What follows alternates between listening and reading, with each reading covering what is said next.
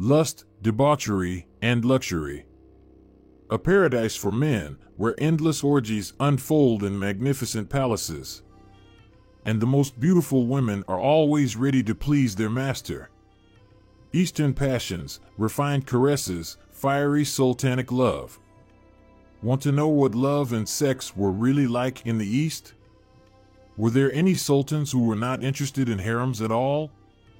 How did concubines entertain themselves in the harem, and what role did eunuchs play in this? Meet our heroine, a real, not fictional wife of Malkakadlu Bali Bey. Yes, one of the heroes of the series Magnificent Century and a warrior conqueror whose name made all of Europe tremble. Unfortunately, her name did not reach us, unlike her story, which was one of the main sex scandals of the Ottoman Empire. It is known that she was not an ordinary girl, but a member of the Ottoman dynasty, the granddaughter of Sultan Bayezid II and the cousin of her husband. She was married off to Bali Bey at a very young age, whose family had been a dynasty of warriors faithfully serving the sultans for centuries. By the way, in the 17th century, the daughter of Sultan Ibrahim, Fatma Sultan, was married off at the age of 3. By the age of 4, she was already a widow, her husband having been killed by the Sultan's order. Then she was remarried, this time to Admiral Fazl Pasha, who was immediately sent abroad. By the time Fatma Sultan was 16, both her second husband and her first husband had died, and she became a widow again. Such was her fate. The daughter of Sultan Ahmed, Aisha Sultan, married late compared to her predecessor, at the age of 7, but her husbands also died one after another due to political intrigues. As a result, she waited for her first wedding night only in her 4th marriage. But undoubtedly, the record holder for the number of husbands was her sister, Fatma Sultan, who had 12 lawful husbands, all of whom were viziers.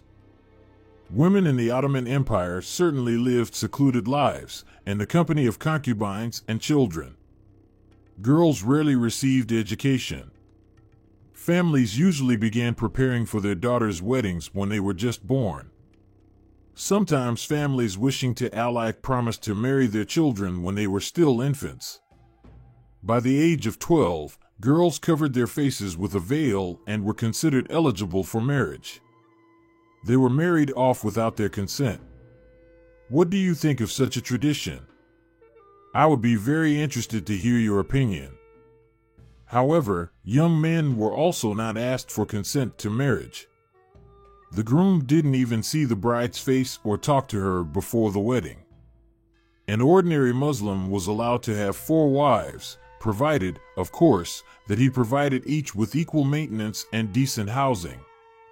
A sultan had the right to have from 4 to 8 spouses, but the number of concubines in the harem was not limited at all. What is the first thing that comes to mind when you hear love and sex in the Ottoman Empire? Of course, huge harems where the sultan spends time day and night, entertaining himself with his odalisques.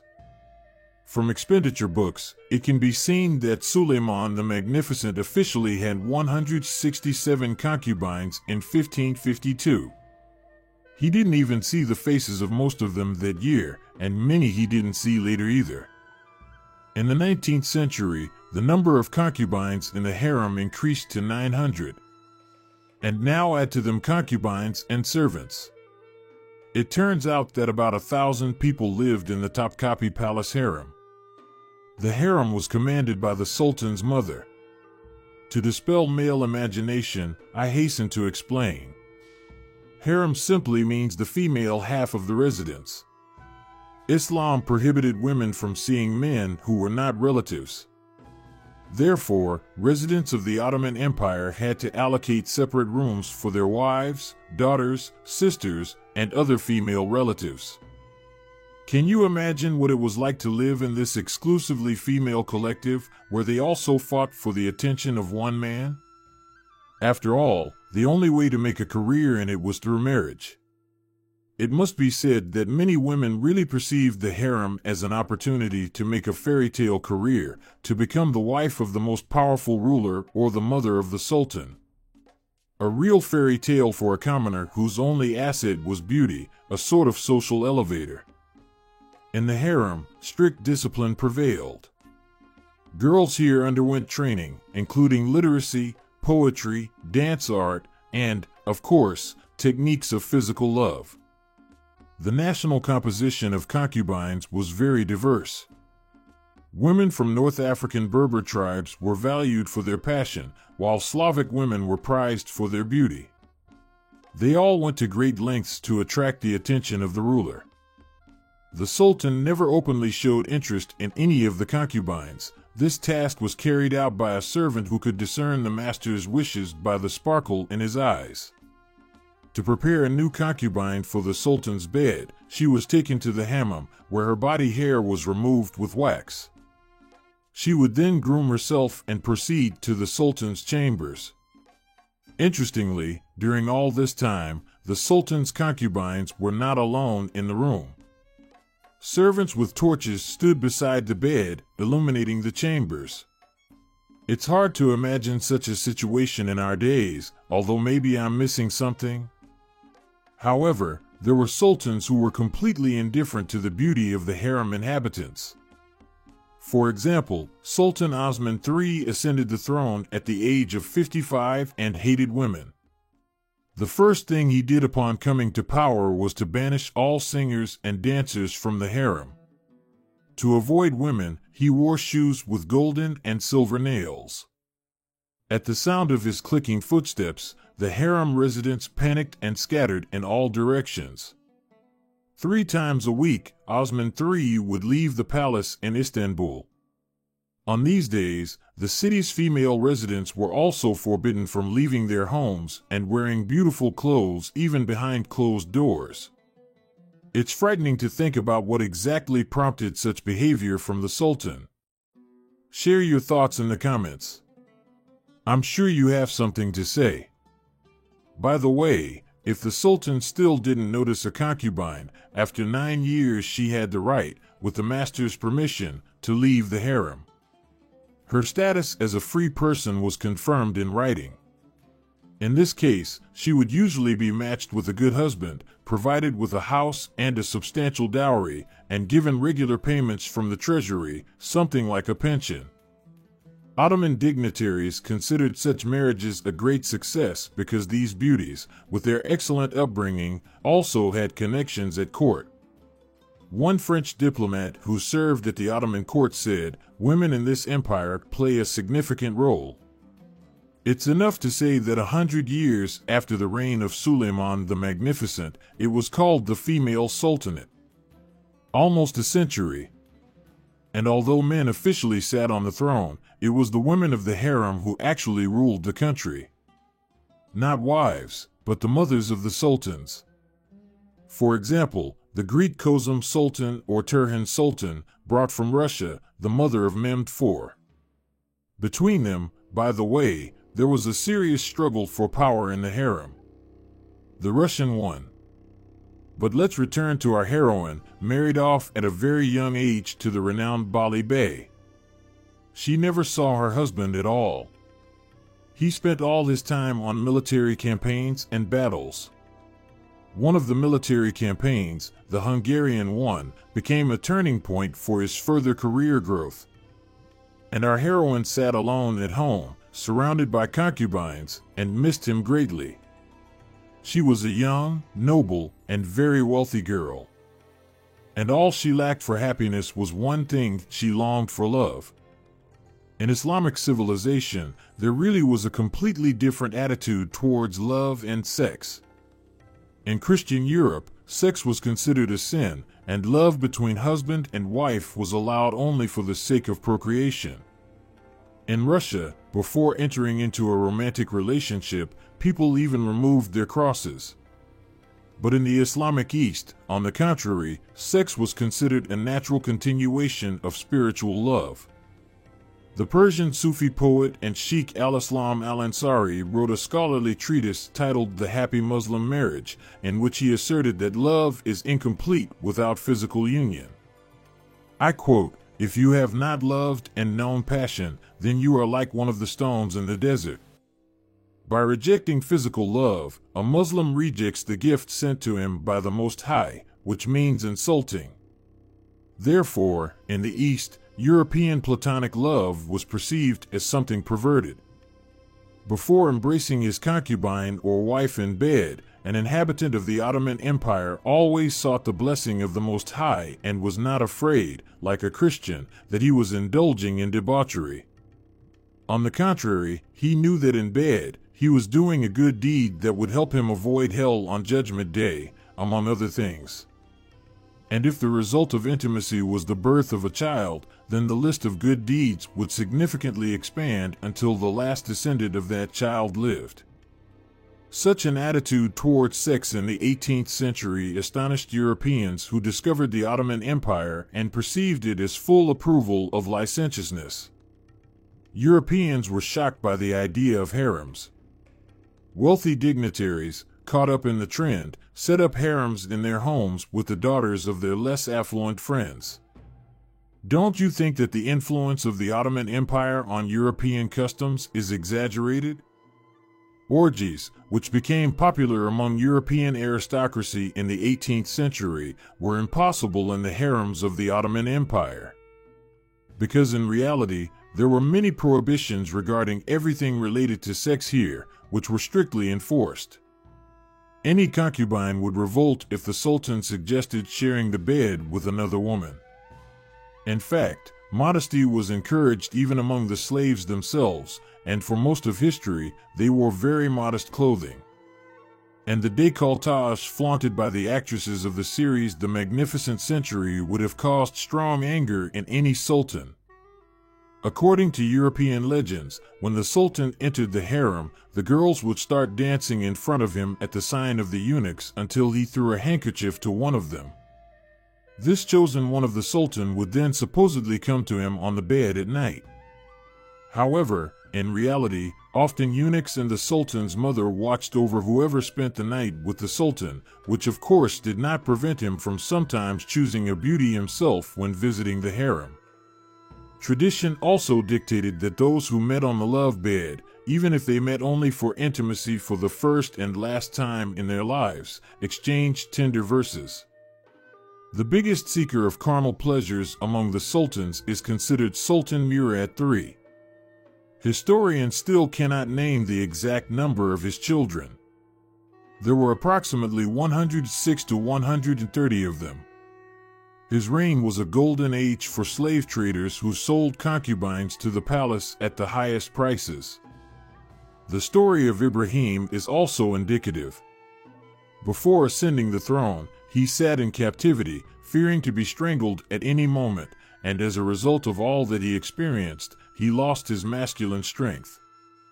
But when court doctors cured him, he went to extremes. Every Friday, they brought him young virgins as a special dish. Can you imagine such a life? But the women of the harem were not enough for him. He even made intimate proposals to married ladies, which caused general outrage. Once he ordered to find him the fullest resident of Istanbul, and the servants brought him a 130-kilogram girl named Sivikar, whom he immediately fell madly in love with and preferred to all others, and then married her. She became his sixth beloved wife, Hasiki, and even participated in state affairs. It's interesting what captivated the Sultan about the voluptuous Sivikar. By the way, it was his mother Kozum Sultan who was one of the cruelest and despotic figures in Ottoman history. But let's return to our young heroine, who spent years without seeing her husband and dreamed of love. She was only 18 when she once saw a handsome young man and fell in love with him. How ecstatic she was when he sent her poems through her servant, dedicated to her beauty. She reread them endlessly and finally felt immensely happy. They began exchanging verses and notes. And one day, the servant suggested sneaking him into her chambers. Our heroine agreed. And finally, they embraced and kissed. But at this long-awaited moment, the door burst open, and her husband's men, who had been watching over her in his absence, stormed into her bedroom. Along with her young lover, the adulteress stood trial before the Cadi. Also brought to court were her servants and the very same slave who had helped her. But her husband was not even present at the trial. Instead, one of his relatives, unable to bear the shame, publicly executed her lover and servants right in front of our heroine's eyes. She fainted. But what fate awaits her herself? Will she also be executed? No, because she is from the Ottoman dynasty, the granddaughter of Bayezid himself. Her punishment was waived. But the young woman, who had experienced a true tragedy, left for Istanbul, where new, even heavier trials awaited her. Strangely, by the way, she did not divorce from the Bali Bey, because being the granddaughter of Bayezid, she could have ended the marriage without a trial, merely uttering the word divorce 3 times. This was done, by the way, by the sister of Sultan Suleiman the Magnificent, Shah Ibn Sultan, after her husband, the Grand Vizier Lutfi Pasha, raised his hand against her. After the divorce, he lost not only the status of the Sultan's son-in-law but also the position of Grand Vizier, and spent the rest of his days in exile. And in 1922, Ulvi Sultan similarly divorced her husband, the renowned diplomat Ismail Haqqi Haidar Bey, without a trial. The Sultan was offended that her husband went to war and left her alone with a small child for 6 months. Contrary to misconceptions, Turkish women were not as helpless as they seemed. Even sultans sometimes feared their wives. At least, that's what they said about Sultan Mustafa III in the 18th century, who fell in love with a girl during a walk and forgot about all the women in his harem. He was so afraid of the anger of jealous harem residents that he first met with her secretly outside the palace, and then, with the help of his vizier, brought her to the palace under the greatest secrecy and did not immediately dare to marry his beloved. Here's what Gerard de Nerval, who traveled to the East in 1840, wrote: "A married woman in the Turkish Empire has the same rights as we do, and she can even forbid her husband to take another wife, making it a mandatory condition of the marriage contract." Don't even think that these beauties are ready to sing and dance to entertain their master. According to their opinion, an honorable woman should not possess such talents. And indeed, marriage in Islam did not have the sacred character it had in Christianity. Therefore, it could be easily terminated. However, even here, it was easy only for the man. It was enough for him to say, "I divorce you" 3 times in front of his wife, and the marriage immediately ceased to exist. The wife, as a former spouse, received the money and property agreed upon in the contract and could remarry. Sometimes an Ottoman man, calming down after anger, reconciled with his wife and entered into marriage with her for the 2nd or even 3rd time. But to return a wife for the 4th time, it was only possible after an intermediate marriage. That is, the woman had to first marry another man and, sharing a bed with him, get a divorce. Why do you think such a system was in place? Share your thoughts in the comments. Sometimes there were spicy stories too. The secretary of the British ambassador in Istanbul in the 17th century, Paul Rickett, describes just such a situation. One man divorced his wife for the 4th time and immediately regretted it. He struck a deal with the first passerby in Istanbul for a sham marriage with his ex-wife and a divorce from her the next morning in order to quickly remarry her. The passerby agreed. But in the morning, the woman did not want to return to her former husband. She enjoyed the wedding night with the new man too much. But what if you don't have sultans among your relatives? Ordinary Muslim women could also get a divorce, but only by court decision. The reasons here had to be serious, such as a violation of the marriage contract, physical violence, and husband's impotence.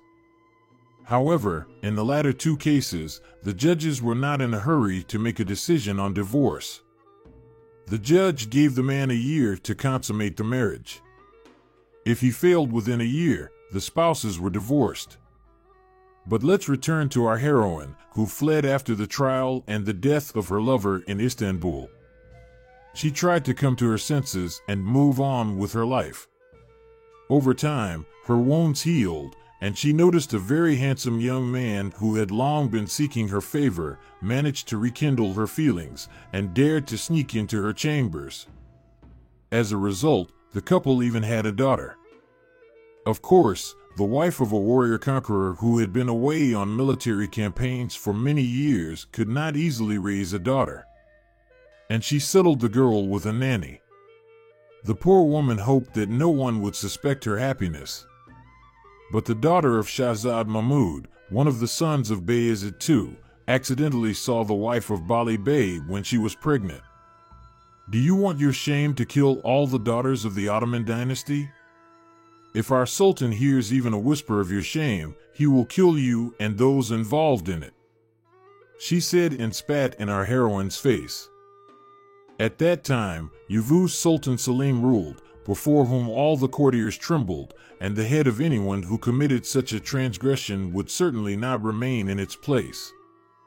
But our love-struck heroine, under the threat of death, could not give up her love and continue to meet with her lover and the father of her child. A crazy act, not everyone would dare, right? The only ones allowed to enter the women's quarters were eunuchs. But did castration hinder their relationships with odalisques? In fact, despite the fact that the Sultan's doctors carefully examined the eunuchs, there are documents indicating their connections with the harem concubines.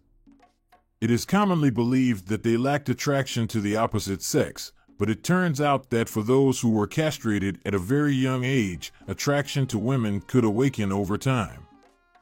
Here's the true confession of one black eunuch: lust enveloped me and became stronger.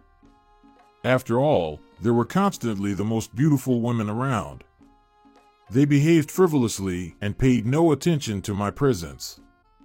I could barely restrain myself from pouncing on their hands, lips, breasts. Then I realized that lust, not love, guided me. There were plenty of attractive girls in the palace with whom I could do anything. But that would end badly. So I decided to get married. And here's another authentic testimony left by a man who worked in the palace for a long time and knew the local life well. I swear these black traders mingle with the concubines. Whatever they earn, they spend on them and engage in lovemaking at every opportunity. They say they are free from lustful feelings. But then how do they copulate? These black infidels are robust. They hide girls bought from slave traders in their rooms.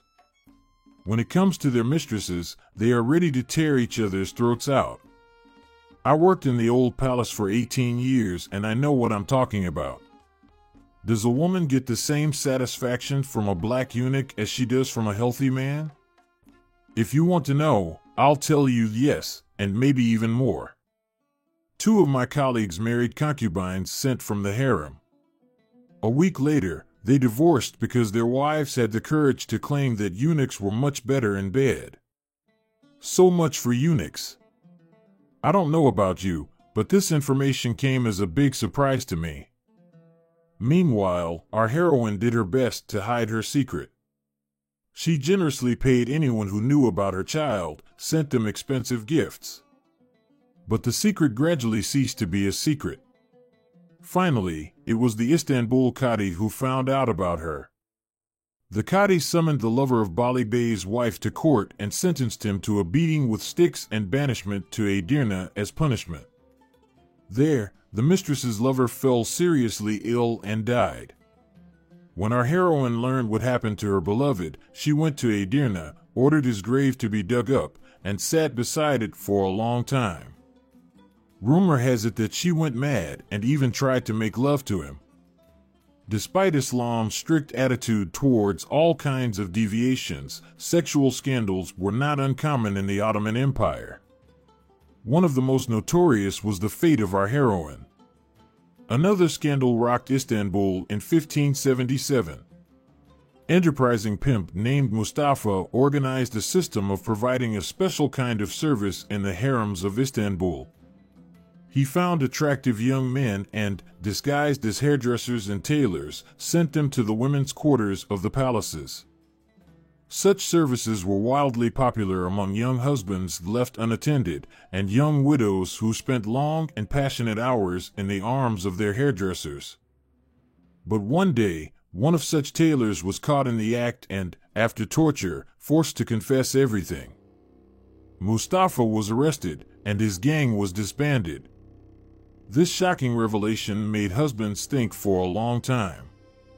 By the way, the highest number of divorces in Istanbul was in 1577. The fate of our heroine became known from a document found in the Topkapi Palace archives in the 1950s. According to this document, the poor woman seemed to have gone mad after everything that happened. She returned to Istanbul, and her services continued to attract more and more young lovers. No one even thought of revealing her adultery because the woman was a member of the Ottoman dynasty. However, some kind soul appeared. He wrote an anonymous letter to the Sultan. What decision the Sultan made and what he did is not described anywhere, unfortunately. But after this letter reached the palace, there was no more news about our heroine, the granddaughter of Sultan Bayezid. However, the history knows nothing about other wives of the brilliant Bali Bey either. What do you think could have happened to our heroine? Share your guesses in the comments. If you liked the story, hit the like button and subscribe to the channel. See you in the next videos.